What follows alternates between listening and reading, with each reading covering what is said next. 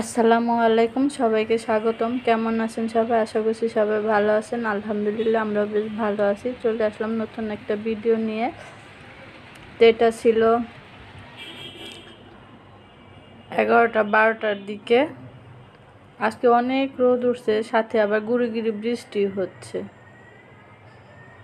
তো যাই হোক, এখানে সোহাগের আব্বু বাজারে গেছিল, বাজার থেকে মাছ নিয়ে আসছে। দেখুন এত গরম পড়ছে যে কি বলবো। বৃষ্টি হলে ভালো হতো, কিন্তু বৃষ্টিটা হয় ভালোভাবে হয় না, একদম মুষলধারে বৃষ্টি হতো, তারপরে গরমটা কমতো, কিন্তু গরমের কোনো কমার কোনো ইয়া নাই, এত গরম। তো মাছ নিয়ে আসছে, মাছগুলো আমি ঢেলে নিলাম, মানে বের করে নিলাম। এখানে এখন মাছ কাটতে বসে যাব। মাছগুলো কিন্তু অনেক সুন্দর, নদীর মাছ। এই মাছগুলো খেতেই ভালো লাগে বড় মাছের চাইতে। সাথে বাইম মাছও আছে, দেখুন এই যে কয়টা হচ্ছে বাইম মাছ। বাইম মাছ তো অনেক মজার। বাইম মাছ এখন দেখিই না, আর অনেক দাম মাছের, দেশি মাছের অনেক দাম। তো এখানে আছে পাবদা মাছ, তারপর ট্যাংরা মাছ, গাইরা মাছ, বাইম মাছ, তারপরে হচ্ছে আর কি, এই তো। তো বন্ধুরা, মাছগুলো কেটে নিছি, মাছ কাটা হয়ে গেছে। দেখুন বেশি সময় লাগে না, অল্প মাছ তো তাড়াতাড়ি কাটা হয়ে গেছে।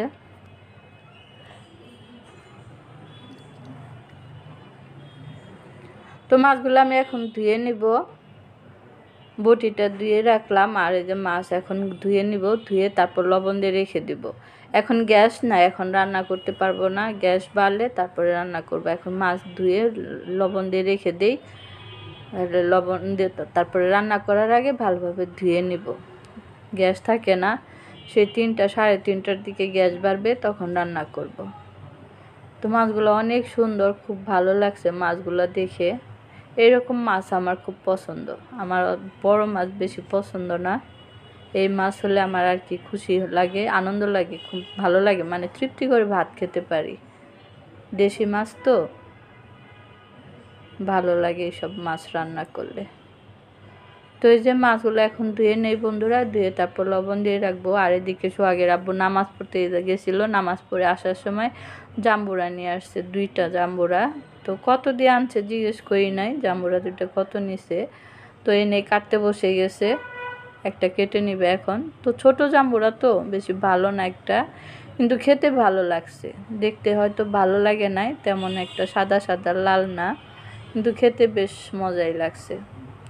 তো এই যে দেখুন, কাটার পরে দেখবেন কেমন বের হয়। তো এই যে কেটে নিচ্ছে সোহাগের আব্বু, আর ওইদিকে তো আমি কাজ করতেছি রান্না বাড়ার জন্য। যে মাছ কেটে লবণ দিয়ে রাখছি, তারপরে হচ্ছে সবজি কাটতে হবে, রান্নাঘরটা পরিষ্কার করতে হবে। আর এদিকে যে আমাদের জাম্বুরা ভর্তা হয়ে গেছে, শুকনা মরিচ ভেজে তারপরে যে সোহাগের আব্বু লবণ দিয়ে ডলে জাম্বুরাটা ভর্তা বানাইছে। তা আমি খাচ্ছি, দেখুন সোহাগের আব্বু বাটি ধরে আছে আর আমি খাচ্ছি। অনেক মজা লাগছে, দুপুরবেলা তো গরমের মধ্যে জাম্বুরা ভর্তা কিন্তু অনেক মজা লাগে খেতে। অনেকখানি খাইছি, আর ঝাল হয়েছে। এখন আমি আবার ঝাল খেতে পারি না, সমস্যা হচ্ছে এটাই। আরও খেতাম, ঝালের জন্য খেতে পারি নাই। তো সোহাগের আপু 2টা মরিচ দিছে, তো আমি বললাম একটা দিলেই ভালো হতো। তো 2টা দেওয়ার কারণে অনেক ঝাল হয়ে গেছে, যার কারণে আমি বেশি খেতে পারি নাই। আর এই যে দেখুন আনছে মূলা, শীতে আসার আগে যে মূলা নিয়ে আসছে। তো এখন আর কি অসময়ে মূলা কেমন লাগবে জানি না। 3টা মূলা, এখানে হাফ কেজি মূলা আছে। তো মূলাগুলা কেটে নিলাম, নিয়ে তারপরে যে চলে আসছি রান্না করতে। এই যে মূলা কেটে নিছি দেখুন, আর মাছ এই যে নিছি কয়েকটা, আর কয়েকটা রেখে দিছি। বাইম মাছ নিছি, বাইম মাছ কয়টা ভুনা করব, আর এই মাছ কয়টা, পাবদা মাছ কয়টা আর কি এখন ভাজবো মূলা দিয়ে রান্না করার জন্য। তো সাথে থাকুন বন্ধুরা, আমি কীভাবে রান্না করি দেখুন মূলা দিয়ে। মানে শীত আসার আগেই আমরা মূলা খাচ্ছি আজকে, কি যে ভালো লাগতেছে, জানি না রান্না করলে কেমন লাগবে। তো এখন কড়াইটা বসাই দিছি, ওদিকে মাছটা মশলা দিয়ে মেখে নিলাম, হলুদের গুঁড়া, মরিচের গুঁড়া, ধনিয়ার গুঁড়া দিয়ে লবণ দিয়ে মাছটা মেখে নিলাম। ভাজার জন্য একটু হালকা ভেজে নিব, না ভাজলে আবার মাছগুলো ভেঙে যাবে,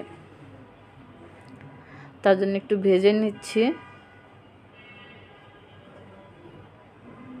কিছু মাছ আছে ভাজতে হয়, আবার কিছু মাছ আছে না ভেজে রান্না করা যায়। তো এটা হচ্ছে পাবদা মাছ, তাই একটু হালকা ভেজে নিচ্ছি। এটা একদম সফট তো নরম, তো রান্না করলে দেখা যায় বাড়তে গেলে ভেঙে গেছে, তো হালকা একটু ভেজে নেই। তো মাছগুলো যে মশলা দিয়ে মাখার পর তেল দিয়ে দিছি কড়াইতে, গরম হয়ে গেছে। এখন মাছগুলো দিয়ে দিছি। মাছগুলো আমি আস্তে আস্তে ভেজে নিব। বেশি সময় লাগবে না, তেলটা ভালো করে গরম করে দিয়েছি তো সময় লাগবে না। তো ওইদিকে বন্ধুরা মাছগুলো ভাজা হয়ে গেছে, নামিয়ে রাখছি। আর এখন আমি তরকারিটা রান্না করার জন্য এই যে হাঁড়িতে তেল দিয়ে আর হচ্ছে পেঁয়াজটা ভেজে নিছি, পেঁয়াজ কাঁচামরিচটা একটু ভেজে নিছি হালকা, আর পানি দিয়ে দিছি। পানি দেওয়ার পর আমি মশলা দিয়ে দিচ্ছি, হলুদের গুঁড়া, মরিচের গুঁড়া, ধনিয়ার গুঁড়া পরিমাণ মতো দিয়ে, এখন লবণ দিয়ে স্বাদ মতো লবণ দিয়ে কষিয়ে নিব।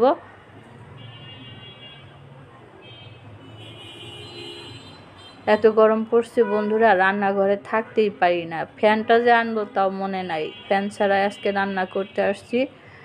মাছও কাটছি, ফ্যান ছাড়ি নাই। এত গরম বাবারে বাবা, থাকতে পারি না, এত গরম। আল্লাহ, কেন যে এত গরম পড়ছে বুঝি না। ভাদ্র মাস শেষ, আশ্বিন মাস চলে আসছে, হিন্দুদের দুর্গাপূজা শুরু হয়ে গেছে। সবাইকে দুর্গাপূজার শুভেচ্ছা। তা আমরা মুসলিম, তবুও শুভেচ্ছা জানালাম। হিন্দু ধর্ম হয়েছে তাতে কি, শুভেচ্ছা জানাতে কোনো অসুবিধা নাই। তো বন্ধুরা এই যে আমি মশলা আর কি কষিয়ে মূলা দিয়ে দিলাম। মূলা এই যে লম্বা লম্বা করে কেটে নিছি দেখুন। এখন মূলাটা কষিয়ে তারপর ঢেকে দিব, ঢেকে দিয়ে আরও কিছুক্ষণ কষাবো।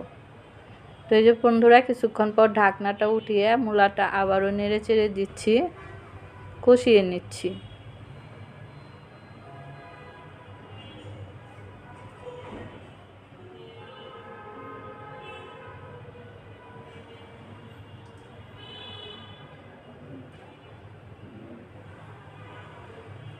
এতে এখানে আমি মূলাটা আর কি কষিয়ে পানি দিয়ে দিলাম, ঝোলের পানিটা। এখন ঢেকে দিব, দিয়ে রান্না করে নিব।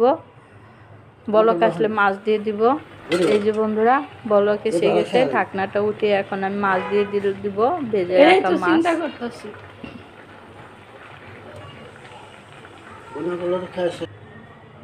বন্ধুরা মাছগুলো আমি আগে দিয়ে দিছি, আপনাদের দেখাতে পারি না, একটু ব্যস্ত ছিলাম, তাড়াহুড়া করে মাছ দিয়ে গেছি, আর ক্যামেরাটা অন করতে মনে নাই। তো মাছ দিয়ে তরকারিটা আমি রান্না করে নামিয়ে রাখছি। এখন এই যে বাইম মাছটা ভুনা করব।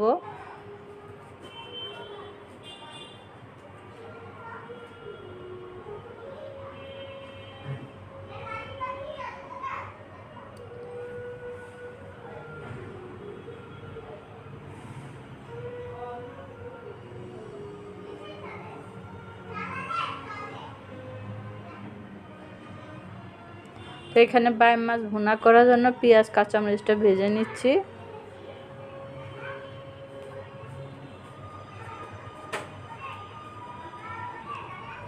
এই যে দেখুন পেঁয়াজ কাঁচামরিচটা ভেজে মশলা দিয়ে দিলাম, হলুদের গুঁড়া, মরিচের গুঁড়া, ধনিয়ার গুঁড়া দিয়ে পানি দিয়ে এখন মশলাটাকে ভালোভাবে কষিয়ে নিব। আজকে কিন্তু আদা রসুন ছাড়াই দুইটা তরকারি রান্না করতেছি, কারণ যে মাছ আর তরকারি রান্না আমি করতেছি এই মাছে আদা রসুন না দিলেও চলবে। আদা রসুন ছাড়াই আর কি এই তরকারিগুলো খেতে বেশি ভালো লাগবে। তো এই যে লবণ দিয়ে মশলাটাকে কষিয়ে নিচ্ছি। এখন কষিয়ে বাইম মাছটা দিয়ে, তো বন্ধুরা এই যে মশলাটা কষানো শেষ, তেলটা উপরে উঠে এসেছে। আর এখন আমি বাইম মাছটা দিয়ে দিব। এই যে বাইম মাছ দিয়ে দিলাম, অল্প একটু বাইম মাছ, কয়েকটা বাইম মাছ হয়েছিল। তো দেখে ভাবলাম কি যে ভুনা করি, অনেক দিন হয়েছে বাইম মাছের ভুনা খাওয়া হয় না, কারণ এই মাছ তো পাওয়াই যায় না আর আনাও হয় না দামের কারণে।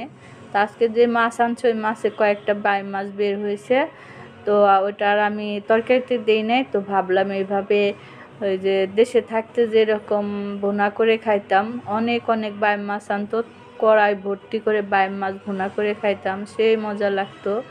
তো সেই কথা মনে পড়ে গেল, সেই মনে পড়ার কারণে মাছগুলো আমি আলাদা করে একটু ভুনা করলাম, যাতে করে খেতে একটু ভালো লাগবে আর সেই আগের স্মৃতিটাও মনে পড়ে গেল। তো এই যে বন্ধুরা, বাইম মাছটা ভুনা হয়ে গেছে, দেখুন অনেক সুন্দর হয়েছে। ছোটোবেলায় না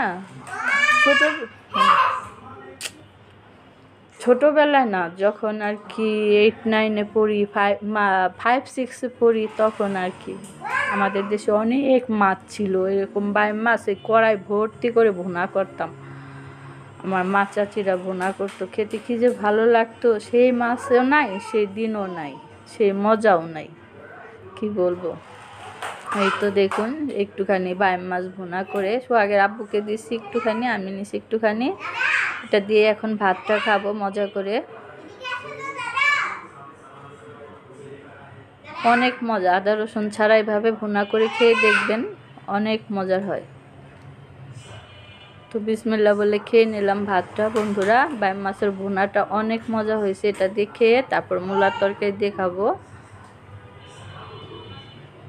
তো এই ছিল আজকে আমার একটা ভিডিও, কেমন লাগলো অবশ্যই কমেন্ট করে জানাবেন, ভালো লাগলে লাইক কমেন্ট শেয়ার করে দিবেন। আজকের মতো বিদায় নিচ্ছি, সবাই ভালো থাকবেন, সুস্থ থাকবেন, দেখা হবে আগামীকাল। আল্লাহ হাফেজ, আসসালামু আলাইকুম।